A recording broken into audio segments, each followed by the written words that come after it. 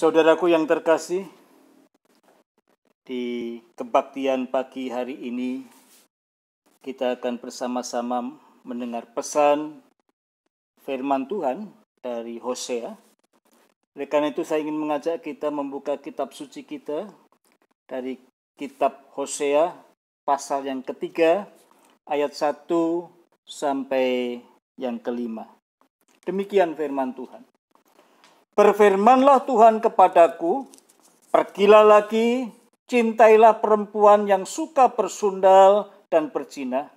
Seperti Tuhan juga mencintai orang Israel, sekalipun mereka berpaling kepada allah-allah lain dan menyukai kue kismis. Lalu aku membeli dia bagiku dengan bayaran 15 sikal perak dan 1,5 homer jelai. Aku berkata kepadanya, lama engkau harus diam padaku dengan tidak bersundal dan dengan tidak menjadi kepunyaan seorang laki-laki, juga aku ini tidak akan bersetubuh dengan engkau. Sebab lama orang Israel akan diam dengan tidak ada raja, tiada pemimpin, tiada korban, tiada tugu berhala, dan tiada efod dan terafim. Sesudah itu orang Israel akan berbalik dan akan mencari Tuhan Allah mereka dan Daud raja mereka. Mereka akan datang dengan gemetar kepada Tuhan dan kepada kebaikannya dan pada hari-hari yang terakhir. Demikian firman Tuhan. Mari sebelum kita bersama-sama mendengar penjelasan, kita berdoa. Bapa yang di sorga, terima kasih. Kiranya Engkau mengajar kami dan membimbing kami. Biarlah firman-Mu dapat kami terima dengan jelas dan kami sadar bahwa Engkaulah satu-satunya Allah dan Engkaulah satu-satunya pribadi, Bapa yang penuh kasih dan membuka tangan untuk kami datang dan ada dalam lingkup tangan kasih-Mu, ya Allah. Terima kasih Bapa. Kami ingin mendengar dan siap mendengar, kiranya Engkau memberikan firman-Mu. Dalam nama Tuhan Yesus kami berdoa. Amin. Saudaraku yang terkasih, bagaimana kita dapat mengenal pribadi Allah dengan benar? Allah yang kita sembah, Allah yang Maha Tinggi, Allah yang Maha Kudus. Bagaimana kalau Allah yang Maha Suci ini menghendaki kesucian, tetapi ada di antara saudara yang merasa hidup dalam situasi sekarang ini sulit untuk itu. Apakah ada di antara kita yang merasa aku tidak layak di hadapan Allah? Aku sangat jauh. Aku sangat berdosa. Saudaraku, memang Allah punya banyak model pengkhotbah. Ada pengkhotbah yang tegas seperti Amos, yang menunjukkan dosa secara belak-belakan, dan Amos berkata kepada umat Israel yang tercatat dalam kitabnya di pasal yang keempat, ayat yang Amos pasal yang keempat, ya, ayat yang ke-12, dia mengatakan dengan sangat keras untuk Israel bertobat, katanya. Bersiaplah untuk bertemu dengan Allahmu. Wow. Jadi, bagaimana kita dapat sungguh memahami Allah dan kita tetap ada dalam tangannya yang penuh kasih itu. Di banyak kesempatan Allah mengirim nabi-nabinya, pengkhotbah-pengkhotbahnya untuk terus meminta kepada umatnya berbalik dan kembali dalam perdamaian dengan Allah. Hari ini kita akan mengenal Hosea. Hosea dipakai Tuhan di zamannya dengan caranya. Dan sepertinya Allah memakai Hosea untuk menyatakan kasih dan pengampunan Tuhan kepada Israel. Dan ini pun merupakan keadilan Tuhan yang diberikan kepada umatnya. Yang terjadi ialah Hosea mendapat firman dari Tuhan untuk pergi mencari istrinya yang bersunda. Kata-kata ini sangat keras karena Gomer, istri Hosea ini adalah tipe perempuan pezina. Ketika Gomer menikah dengan Hosea, punya anak 3. Dan ternyata dalam perjalanan waktu, Gomer lari dan ada dalam kehidupan prostitusi dan perzinahan. Sangat menyedihkan. Pasti banyak air mata yang keluar dari mata Hosea atas apa yang menimpa kehidupan rumah tangganya. Dan apa yang terjadi, rupanya air mata Hosea menjadi teleskop Allah. Dan Allah menemui Hosea dan berfirman, dan apa yang terjadi menyentak Hosea. Karena untuk apa cari perempuan yang sudah lari daripadanya dan hidup dalam perzinahan? Tetapi itulah yang diperintahkan Tuhan. Pergilah lagi, carilah perempuan yang suka bersundal. Suka ini berarti menjadi tipe kehidupannya. Bukan hanya gila, tapi memang suka bersundal dan berzina. Seperti, bagaimana cara mencari? Ukurannya adalah seperti Tuhan juga mencintai orang Israel, sekalipun mereka berpaling kepada Allah-Allah lain dan menyukai kue kismis. Ini tugas yang tidak ringan. Dan itulah yang dilakukan Hosea. Pergi mencari istrinya di mana ia ada. Di rumah prostitusi di mana pada saat itu. Dan yang dia lakukan di ayat 2. Lalu aku membeli dia bagiku dengan bayaran 15 sikal perak dan 1,5 homer jelai. Aku berkata kepadanya, lama engkau harus diam padaku dengan tidak bersundal dan dengan tidak menjadi kepunyaan seorang laki-laki. Juga aku ini tidak akan bersetubuh dengan engkau. Sebab lama orang Israel akan diam dengan tidak ada raja, tidak ada pemimpin, tidak ada korban, tiada tugu berhala, tiada efod dan terafim. Nah, apa yang disampaikan oleh Hosea pada waktu itu? Sebagai satu pesan bahwa Allah itu sebagai Bapa yang terus menghendaki anak-anaknya kembali kepadanya dengan kehidupan yang baru, yang penuh kasih. Pada akhirnya, Hosea dapat membawa istrinya pulang. Saudaraku yang terkasih, dari pesan ini kita dapat memperoleh pesan yang lebih penting dan apa yang dilakukan Allah untuk umatnya yang hidup pada zaman ini. Kenapa pesan ini masih relevan untuk zaman ini? Kapan di Israel tidak ada korban? Kapan di Israel tidak ada efod? Kapan di Israel tidak ada terafim? Pada waktu itu mungkin sulit untuk dapat mengerti apa yang dipesankan Hosea di sini. Tetapi rupanya pada zaman ini kita tahu bahwa inilah waktu di mana Israel seperti yang ada tertulis ini, yaitu pernah pada waktunya tidak ada raja, Tidak ada pemimpin, tidak bisa memberikan korban karena bait Allah hancur. Umat berserak, memang tidak ada tugu berhala, dan juga tidak ada efod, dan tidak ada terapi. Nah, apa yang dipesankan itu? Bahwa Allah menyatakan diri sebagai pribadi yang penuh kasih, dan juga pengampun, dan adil.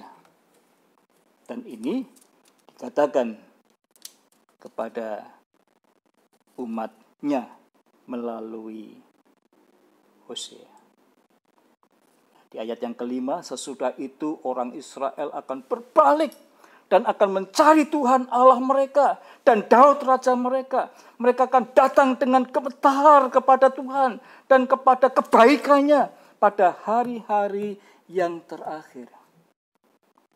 Mungkin seperti situasi yang kita alami sekarang ini. Waktu yang tepat untuk kita merenungkan dan datang kepada Allah Bapa yang penuh kasih. Mengapa Allah menghendaki demikian? Mengapa Allah ingin supaya kasih karunia-Nya nyata? Kasih karunia yang lebih besar daripada dosa kita. Kasih karunia atau juga dapat dikatakan rahmat yang membawa keselamatan dan kehidupan, pemulihan dari segala dosa. Yang menjadikan kita hidup oleh karena rahmat Allah. Dalam Hosea pasal 11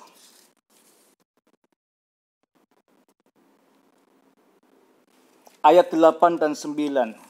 Mari kita buka kitab suci kita. Dikatakan demikian. Alasan mengapa Allah melakukan untuk memberikan kasih karunia yang lebih besar kepada umat manusia. Inilah. Masakan aku membiarkan engkau, hei Efraim, menyerahkan engkau, hei Israel. Masakan aku membiarkan engkau seperti Atma, membuat engkau seperti Seboim. Hatiku berbalik dalam diriku. Belas kasihanku bangkit serentak. Aku tidak akan melaksanakan murkaku yang menyala-nyala itu. Tidak akan membinasakan Efraim kembali. Sebab aku ini Allah dan bukan manusia, yang kudus di tengah-tengahmu, dan aku tidak datang untuk menghanguskan.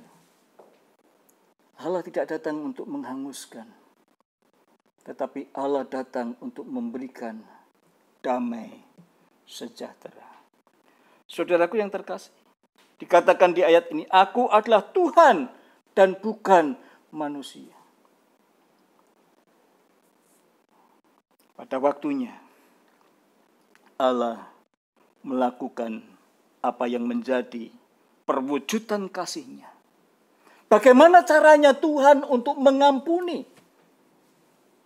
Kalau dalam keadaannya sebagai Tuhan dan bukan manusia, Allah yang kudus, Allah yang maha mulia, sulit untuk orang berdosa dapat memperoleh hubungan dalam kebersamaan dengan Allah.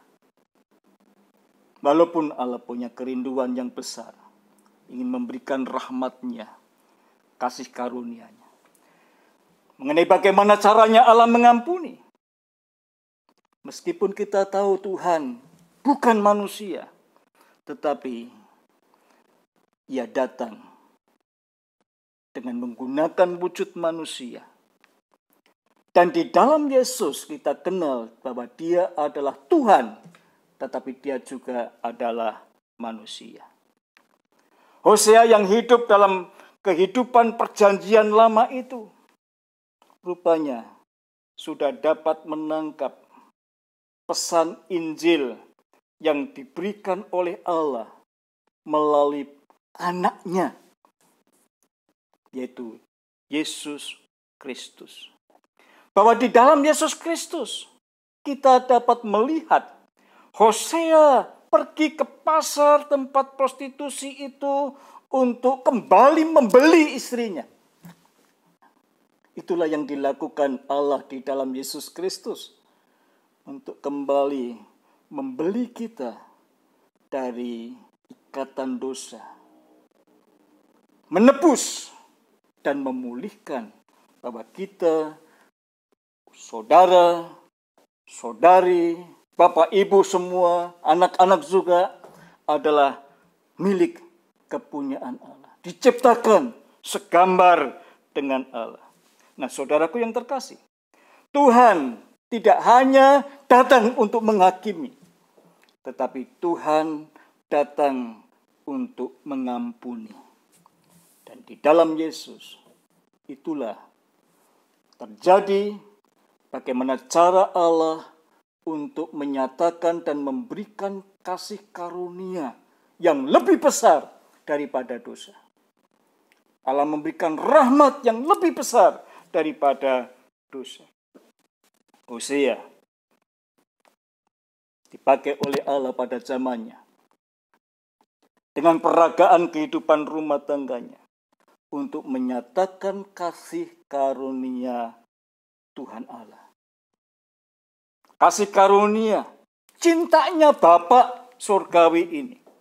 Kasih karunia yang layak untuk diperoleh oleh setiap orang. Hari ini kesempatan kita untuk mengalami kepenuhan kasih karunia Allah. Mari kita lihat dalam Roma pasal 8 ayat 5 sampai 7. Kita akan merenungkan juga pada hari ini betapa besarnya kasih itu yang diberikan oleh Tuhan kita Yesus Kristus. Kita mengingat itu melalui perjamuan yang diberikan oleh Tuhan untuk kita. Roma pasal 5 ayat 7 sampai 8. Demikian. Sebab tidak mudah seorang mau mati untuk orang yang benar. Tetapi mungkin untuk orang yang baik ada orang yang berani mati. Akan tetapi Allah menunjukkan kasih-Nya kepada kita.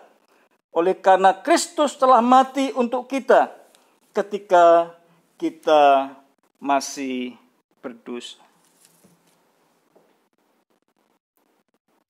Kasih karunia Allah